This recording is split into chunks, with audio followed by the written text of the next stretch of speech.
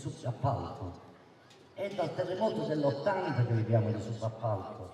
Il terremoto dell'80 ha scaricato una montagna di miliardi dell'epoca che non sono andate alle imprese, ai costruttori, alle grandi imprese infrastrutturali della Basilicata o del Mezzogiorno, sono venuti dal nord e non sono venuti perché non c'erano le imprese, no, perché poi questi signori le imprese le hanno trovate.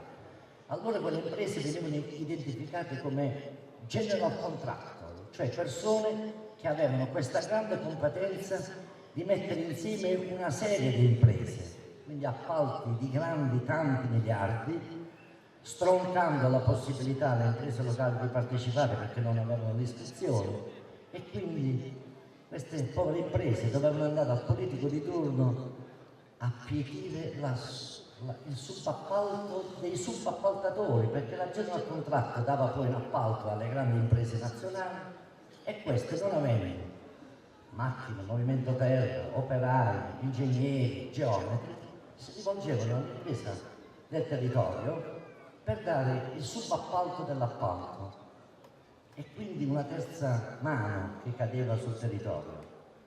Ma se l'appalto era di 100, sul territorio dove bisognava pagare i materiali e bisognava pagare le persone che lavoravano, rimaneva sì e no il 37%, il 63% è scappato via, e questa logica è continuata anno dopo anno dopo anno, impoverendo l'economia vera di quelli che lavorano in questa regione, di questa città, sempre marginati, sempre lì a chiedere che cosa di lavorare.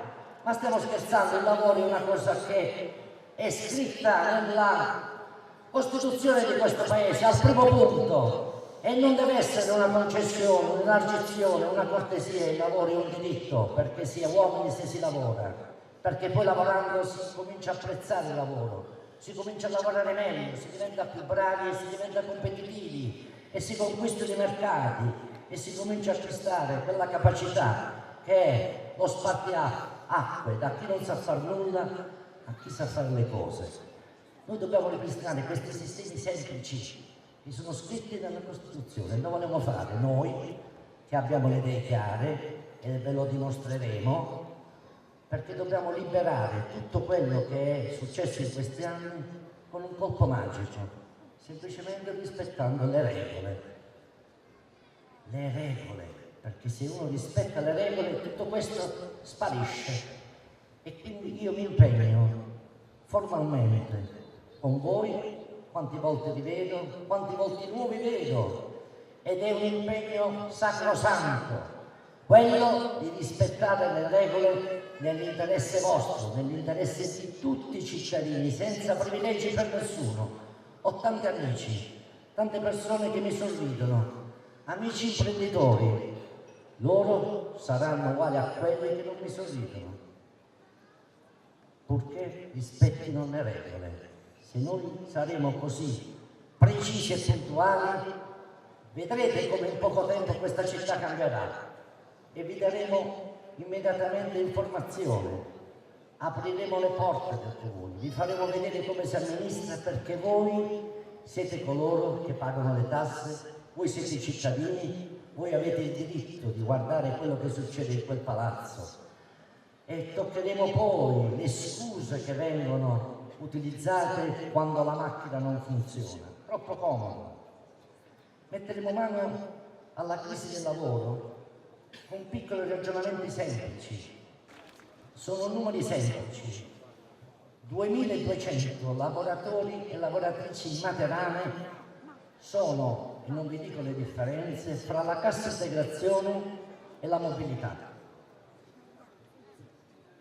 Qualcuno sogna, l'ho sentito dire in questi giorni, che è possibile recuperare il comparto del salotto.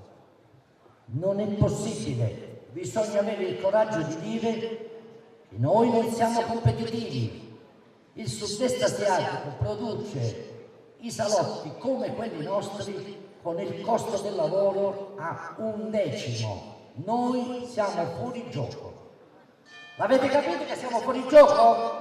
Ve lo dobbiamo spiegare 100 volte, non truffate più i lavoratori che sono in difficoltà, che sono in cassa integrazione, che sono in mobilità, immaginando di riprendere un settore che non ci può mai più essere. Ci può essere la continuità di quelle imprese che sono in piedi, che sono in grado di modificare la loro produzione facendo produzione di qualità, trovando mercati di nicchia dove finisce la concorrenza, entra i nuovi materiali, entra il design, entra il marketing, entra la pubblicità e allora sì che possono avere segmenti di mercato, ma non dobbiamo più sognare di avere il salotto a Matera e anche nei comuni vicini in quella dimensione. E allora la domanda semplice, cosa dobbiamo fare? Dobbiamo cominciare a dare valore a chi ha perso il posto di lavoro. Il calcolo è facilissimo. Ogni lavoratore, ma vi dovete seguire perché qui vi truffano, Lo dico ai lavoratori che sono in cassa integrazione che andranno in mobilità. E qui la truffa. Ogni lavoratore, solo perché va in mobilità, ha un patrimonio, un assegno di 125.000 euro che possono essere spesi in 60 mesi se questo lavoratore rientra in un circuito produttivo. Chiaro? Ognuno che va in mobilità ha un valore attualizzato in termini finanziari di 150.000 euro. Potete pensare mai che ci può essere un imprenditore locale che si piglia 2.200 lavoratori del mondo del salotto?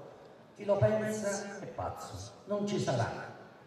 Se fanno grandi appalti perché interviene il governo, interviene la regione e quindi arriverà un altro fiume di milioni di euro, non ci sarà un'impresa locale che prenderà questi lavoratori, arriverà un imprenditore di fuori.